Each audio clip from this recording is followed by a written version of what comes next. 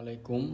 আমার হাতে যে ফোনটি দেখতে পাচ্ছেন এটার মডেল হচ্ছে আইফোন 8 প্লাস। এই ফোনটির সমস্যা হচ্ছে ফোনে নেটওয়ার্ক পায় না, সিম বললে চলে আসে নো সার্ভিস এবং আনএবল টু অ্যাক্টিভ। সো এটাকে ফ্লাশ করা হয়েছিল, বাট এটা ফ্লাশ যতই করুক না কেন কোনো কাজ হবে না। তো এক দোকানদার ভাই না বুঝে এটাকে ফ্লাশ করে এবং লেখা চলে আসে আনএবল টু অ্যাক্টিভ। তো কাস্টমার আমাদের কাছে নিয়ে আসলে আমরা তখন দেখি যে এটাতে আনএবল টু অ্যাক্টিভ লেখা।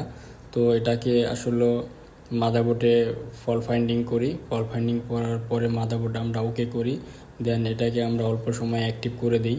আসলে মূলত কাজ করতে হলে কাজের ধরন বুঝতে হবে এবং কোথায় সমস্যা সেটা কি আগে জানতে হবে, দেন কাজ করতে হবে। ভুলভাল কোনো কাজ করা যাবে না আইফোনের বিষয়ে। তো আইফোনের বন্ধুরা যদি কারো কোনো নেটওয়ার্কের সমস্যা হয়ে থাকে কিংবা মাদারবোর্ডে কোনো কাজ করাতে চান, আপনারা আমাদের শপে চলে আসবেন। আমরা এই কাজগুলো অল্প সময়ের মাধ্যমে এবং খুব সীমিত পেমেন্টের মাধ্যমে কাজগুলো করে দিই। তো এরকম যদি কারো সমস্যা হয়ে থাকে আপনারা আমাদের শপে চলে আসবেন। ধন্যবাদ।